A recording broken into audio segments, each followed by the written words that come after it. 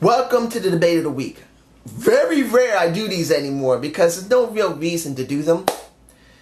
But this one is something I really wanted to do, and I'm sorry this is late. There were certain things that happened in this week that kind of pushed this back. And I'll probably be doing a video on it eventually. Maybe in the next week or so. I have some stuff I got to do first. But anyway, this is not about whatever is coming up next. This is about Shane and Mick Foley. Okay, let's get down to business here. We know Mick Foley is going to hold back, like Stone Cold Steve Austin does. It's a lot more subtle than Stone Cold is. It's obvious that he's not the type that likes to hold back a lot, that when you saw most of this conversation, that I think he had an earbud in his left ear because he had to be told something while this conversation was going on by Vince. Someone had to be telling them, hey, we don't want you to say so much. Because at certain parts of the conversation, particularly near the end, Mick Foley seemed to renege a little bit. Now, I'm not griping on Mick Foley. He's got to do what he's got to do to make a paycheck. But he did try, at least to a certain extent, give us something. Now, when it came to Shane himself, Shane O'Mac is Shane O'Mac. He's still Vince's son, and to a certain extent, he's not going to tell everything that should be talked about.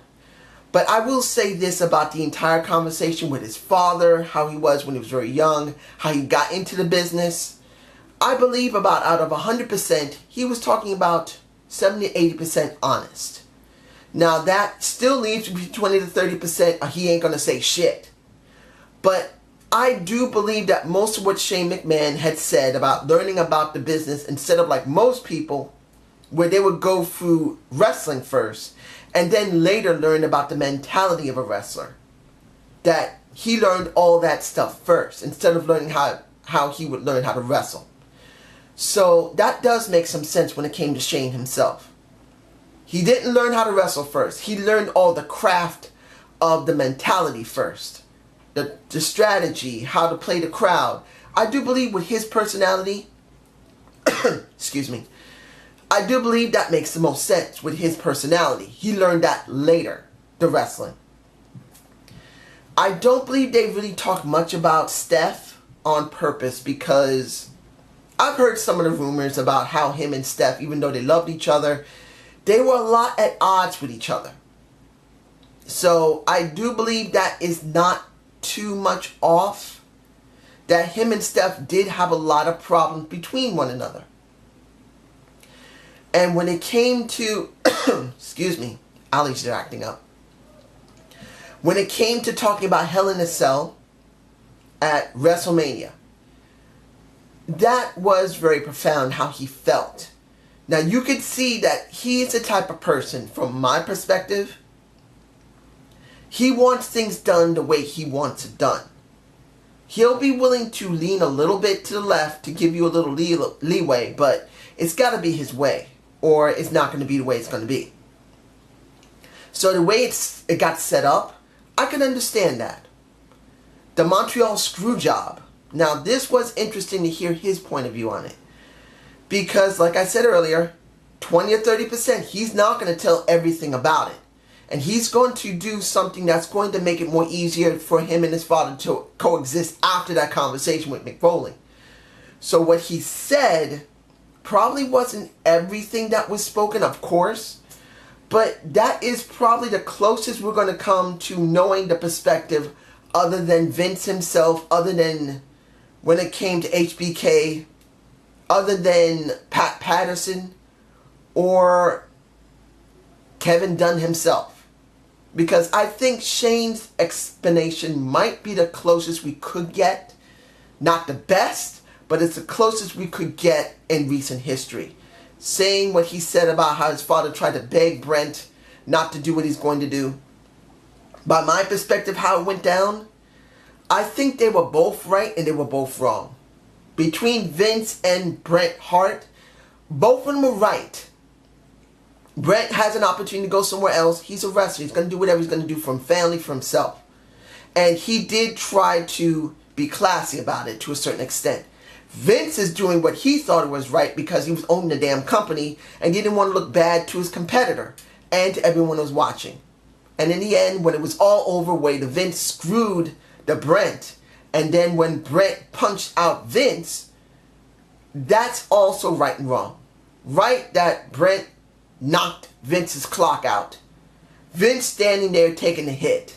But basically they're both wrong because they didn't need to go that far. They knew there had to be something bad that was going to happen. There was no way this was going to be clean. And they could have just gone their separate ways and just said, look, you fucked me. I am not happy what the fuck you did to me. I understand it.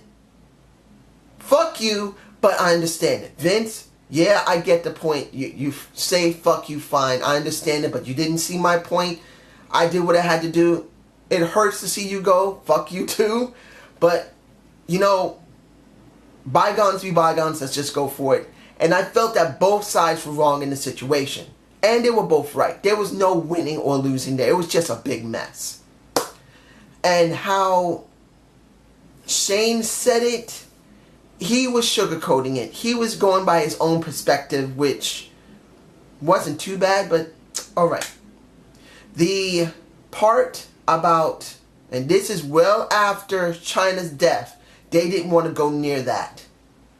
And it's understandable they don't want to go near that, but let's be honest. It would have been better if they had addressed this. It would have been better if Shane himself had addressed something about